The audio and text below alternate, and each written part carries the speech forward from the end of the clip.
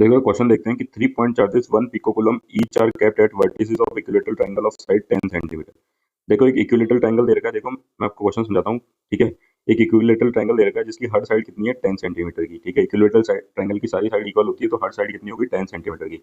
और उसकी जो वर्टिसेस है ए बी और सी, उस पर चार्ज रखा गया है कितना 1 पिकोकुलम का। ठीक है, तो अपन से पूछिए net electric field at the centroid of the triangle. जो सेंट्रोइड होगा ट्रायंगल का, जैसे जैसे ये पॉइंट ओ है। ठीक है, यहाँ पे अपन से नेट इलेक्ट्रिक फील्ड पूछिए। तो देखो सबसे पहली टर्म तो आ गई सेंट्रोइड क्या होता है। देखो ट्रायंगल की मीडियंस जो होती हैं, ठीक है, जैसे कि एक मीडियन हो गई एडी, ये हो गई मीडियन बी, ये वाली एक मीडियन हो गई, ये जो बी से आ रही है। ठीक है, यहाँ पे नाम लिखना भूल गया मैं। और एक ये मीडियन होगी जहाँ पे ये तीनों मीडियम इंटरसेक्ट करती है। ठीक है, वह वो जो पॉइंट होता है वो कहलाता है सेंट्रोइड ऑफ ए ट्रायंगल। अब देखो यहाँ पे आप चीज ये देखो, दो तीन चीजें जो है आपको याद रखनी है। देखो मैं आपको एक चीज यहाँ पे बता देता हूँ। ये क्वेश्चन है ना बहुत ही आसान है। ठीक है, अगर आपको उसको देखते ही ना तभी आप इसको सॉल्व कर दोगे, या फिर अगर इसको सॉल्व देख तो देखते इसका आंसर बता दोगे कि इसका आंसर 0 होगा। ठीक है, और सॉल्व भी करना होगा ना तो जितनी गणित मैंने यहाँ पे लिख दी है ना उसकी आधी भी नहीं लिखनी पड़ती। लेकिन एक बार के लिए इन चीजों को समझना जरूरी है, इसलिए मैंने सारी चीजें देखो यहाँ पे लिखवा रहा हूँ, और क्या करना है वो भी मैं आपको बता दूंगा। ठीक है, तो देखो सबसे पहले सेंटर पे इलेक्ट्रिक फील्ड निकालनी है अपन को। तो देखो अपन को बी ओ डिस्टेंस चाहिए होगा। ठीक है, क्योंकि अपन यहाँ पे टेस्ट चार्ज को मानेंगे। ठीक है, तो ये बी ओ इलेक्ट्रिक फील्ड ये वाली निकालेंगे। ठीक है, यहाँ पे बी ये वाला डिस्टेंस चाहिए होगा, सी ओ डिस्टेंस चाहिए होगा, और ये ए ओ डिस्टेंस चाहिए होगा। देखो इक्विलेटरल ट्रायंगल है ना, तो ये जो तीनों डिस्टेंस है, ठीक है, वो हमेशा क्या होते हैं, इक्वल होते हैं। ये वाली चीज आपको याद रखनी है। ठीक है, अब देखो मेरी बात सुनो।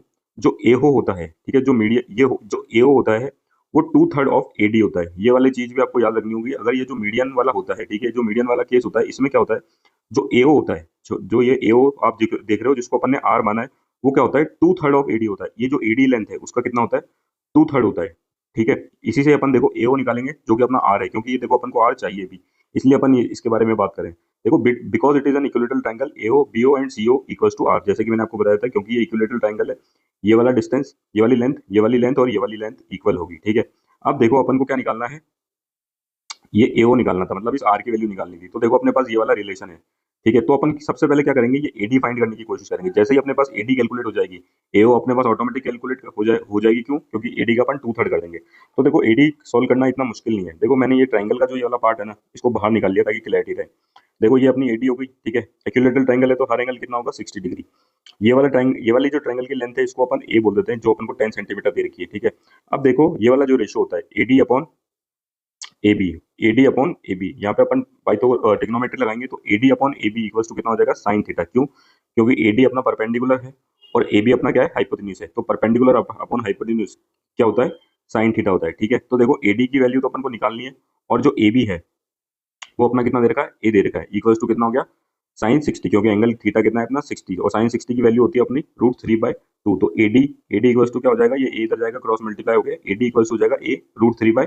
तो देखो अपने पास एओ निकल के आ जाएगा, जैसे कि मैंने आपको बताया था ना, ये एओ निकल के आ जाएगा जिसको अपन ने आर माना है। तो देखो एओ अपन को पता है 2/3 ऑफ एडी होता है। तो देखो एओ जो निकल के आएगा 2/3 लिखा इंटू एडी की जो वैल्यू अपन निकाली वो लिख के अपन ने रख दी। तो एडी की जो वैल्यू आएगी, अपन इसको क्रॉस कट करेंगे, तो देखो एडी की जो एओ की जो वैल्यू आएगी वो आएगी a/√3। अब देखो ये हमेशा कैलकुलेट करके आपको नहीं दिखानी है। ठीक है, हमेशा देखो, इसलिए मैंने कहा था इतनी सारी गणित लिखने की जरूरत नहीं, मुझे आपको एक बार करके दिखाना था।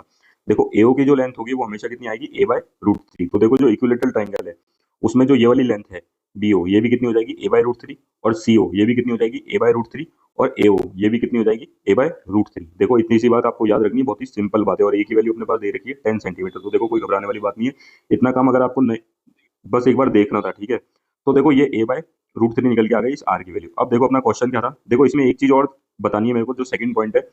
देखो ये वाला एंगल अपन को चाहिए होगा, तो देखो ये वाला एंगल अगर 60 है, ये वाला एंगल जो 60 होता है, तो ये वाला एंगल कितना हो जाएगा 30, क्योंकि जो मीडियन होती है वो ट्रायंगल एंगल को क्या करती है बाइसेक्ट करती है। ठीक है, तो ये वाला एंगल हो जाएगा 30। वैसे ही यहाँ पे भी ये वाला एंगल कितना हो जाएगा 30।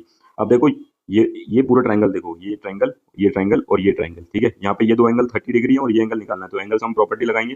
तो सिंपल सा x इक्वल टू कितना आ जाएगा 120 डिग्री, वाला एंगल कितना आ जाएगा 120 डिग्री, और ये भी हमेशा अपन को चाहिए होता है, इसलिए मैंने आपको कैलकुलेट करके दिखाया। अब हमेशा याद रखना ये जो एंगल है ये कितना हो जाएगा 120 डिग्री, और तो ये वाला एंगल भी वर्टिकली ऑपोजिट एंगल से कितना हो जाएगा 120 डिग्री। देखो एक एक बार निकाल के देखना जरूरी होता है, तभी अपन को चीजें याद रह पाती है। अगर अपन डायरेक्ट याद रखेंगे ना तो मुश्किल होती है। ठीक है, इसलिए मैं आपको एक एक चीज निकाल के बता रहा हूँ। देखो अब ये अपना क्वेश्चन हो गया, जो चीज मैं आपको दिखाऊंगा आप सिर्फ वही देखना। ठीक है, एक बार के लिए पूरा मत देखना। ट्रायंगल के वर्टिसेस पे चार्ज रख दिया। ठीक है, हर वर्टिस पे रख दिया, साइड 10 सेंटीमीटर है, निकाल दी। ठीक है, अब देखो सेंट्रोइड पे अपन को इलेक्ट्रिक फील्ड निकालनी थी, तो देखो इसकी वजह से भी लगेगी, इसकी वजह से, और इसकी वजह से जो सेंटर पे जो इलेक्ट्रिक फील्ड आ रही होगी। ठीक है, उसका अगर अपन नेट निकालेंगे तो अपने पास क्या आएगी सेंटर पे इलेक्ट्रिक फील्ड आ जाएगी। देखो बी पे चार्ज पॉजिटिव है, ठीक है। इलेक्ट्रिक फील्ड निकालने के लिए अपन जहां पे अपन को इलेक्ट्रिक फील्ड निकालनी होती है वहां पे टेस्ट चार्ज मानते हैं, ठीक है। टेस्ट चार्ज क्या मानते हैं? पॉजिटिव मानते हैं। तो देखो ये जो बी होगा वो इस टेस्ट चार्ज को क्या कर रहा होगा? रिपेल कर रहा होगा। तो इलेक्ट्रिक फील्ड का डायरेक्शन क्या आएगा अपना? इस तरफ वाला आएगा, ठीक है। देखो ईबी, बी की वजह से जो इलेक्ट्रिक फील्ड आई सेंटर पे उसका डायरेक्शन ये वाला हो गया ईबी, ठीक है। वैसे ही आप सी की वजह से निकाल लो, सी भी पॉजिटिव है, ठीक है। तो इलेक्ट्रिक फील्ड जो आई सी की वजह से वो इस तरफ आएगी, ये कितनी आ गई? ई सी। देखो किसी को अगर ये भी नहीं पता हो ना तो मैं स्ट्रेट लाइन में क्यों ले रहा हूँ, क्योंकि जो फोर्स होती है, जो इलेक्ट्रिक फील्ड होती है, वो दो चार्ज जो ज्वाइन होते हैं उनकी लाइन के अलॉन्ग ही लगती है। तो देखो यहाँ पे आ गई ईसी, क्योंकि ये भी इसको रिपेल कर रहा होगा। वैसे ही देखो ईए की नीचे की तरफ आ जाएगी, ठीक है। अब अगर अपन इन तीन इलेक्ट्रिक फील्ड का नेट निकाल ले तो अपने पास टोटल इलेक्ट्रिक फील्ड जो अपन से कैलकुलेट करवाई जा रही है वो निकल के आ जाएगी। देखो यहाँ पे भी कैलकुलेशन की जरूरत नहीं होती, लेकिन मैं आपको समझाने के लिए एक बार करवा रहा हूँ। उसके बाद ये चीज भी डायरेक्ट सोल्व होती है, ठीक है। मैं आपको देखो यहाँ पे डायरेक्ट बता दूंगा, ठीक है। एक बार मैं आपको सोल्व करवाता हूँ। देखो 1 पिको कुलम की वैल्यू कितनी होती है? 1 × 10⁻⁻12। पिको लगता है ना, तो 10⁻12 से मल्टीप्लाई करो तो कुलम में आ जाता है। देखो तीनों फोर्स ऐसे थी, ठीक है। तीनों फोर्स के बीच में जो एंगल था वो कितना था? 120 डिग्री। देखो ये इसलिए मैंने बताया था, ये वाला एंगल कितना था? 120 डिग्री। तो ये वाला एंगल भी कितना हो जाएगा? 120। मतलब ईसी और ईबी के बीच में 120 लग रहा है, ईसी और ईए के बीच में भी 120 हो जाएगा इसी तरीके से, और ईबी और ईए के बीच में भी कितना हो जाएगा? 120 डिग्री। ये 120 डिग्री कैसा है ये भी मैंने आपको बता दिया। देखो जब तीनों इलेक्ट्रिक फील्ड है उनका मैग्नीट्यूड भी क्या होगा? इक्वल होगा। देखो वो भी मैं आपको बता देता हूँ। उस तीनों मैग्नीट्यूड को अपन ने क्या मान लिया? ई मान लिया। क्योंकि ई का जो फॉर्मूला होता है ना वो होता है के क्यू अपॉन आर स्क्वायर। देखो क्यू चार्ज तो अपना सेम है 1 पिको कुलम, ठीक है। और जो आर है, देखो ये वाला डिस्टेंस, जैसे कि अभी अपन ने कैलकुलेट किया था, ये वाला डिस्टेंस यहाँ पे भी आर होगा, यहाँ पे भी आर होगा, यहाँ पे भी आर होगा। तो इन तीनों इलेक्ट्रिक फील्ड की वैल्यू कितनी आ जाएगी? ई ही आ जाएगी। तो देखो ये वाली बात भी सिंपल से अपनी हो गई।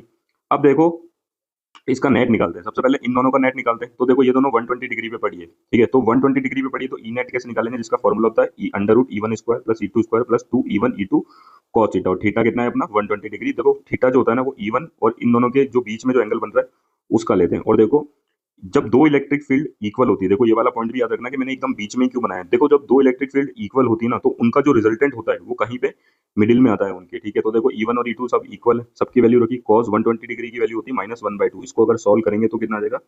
2 √2 स्क्वायर माइनस ई स्क्वायर। इन दोनों को जब सॉल्व करेंगे तो कितना आ जाएगा? ई आ जाएगा। तो ये जो देखो ई नॉट जो आया ना वो कितना आ गया? ई आ गया। देखो ये ई नेट जो आ रहा है इन दोनों की वजह से वो कितना आ गया? ई। अब देखो ये वाला ई और ये वाला ई बिल्कुल ऑपोजिट है, तो ये दोनों आपस में कैंसिल आउट होकर जो नेट इलेक्ट्रिक फील्ड बन रही है सेंट्रोइड पे वो कितनी बन रही होगी? 0 बन रही होगी। देखो ये ऐसा अपना आंसर आ गया। अब मेरी बात सुनो, देखो भाई ये वगैरह कैलकुलेशन भी करने की जरूरत नहीं थी। जब दो वेक्टर पड़े हों देखो 120 डिग्री में, ठीक है। अगर ये ई है और ये ई है तो जो इनका नेट आएगा वो भी कितना आएगा? ई ही आएगा, ठीक है। ये बात भी आपको हमेशा याद रहनी चाहिए। अगर ये 2 ई होता और ये 2 ई होता तो यहाँ पे जो इनका नेट आता वो भी कितना आता? 2 ई ही आता, ठीक है। अब देखो तीसरी और सबसे इंपॉर्टेंट, मतलब इंपॉर्टेंट नहीं, सबसे वो वाली बात सुनो जो क्वेश्चन करने की जरूरत नहीं पड़ती। देखो तीन फोर्सेस हो, ठीक है, और तीनों का जो मैग्नीट्यूड है वो इक्वल हो, जैसे कि यहाँ पे, और तीनों के बीच में जो एंगल हो वो भी कितना हो? इक्वल हो। तो तीनों का जो रिजल्टेंट होता है वो हमेशा कितना आता है?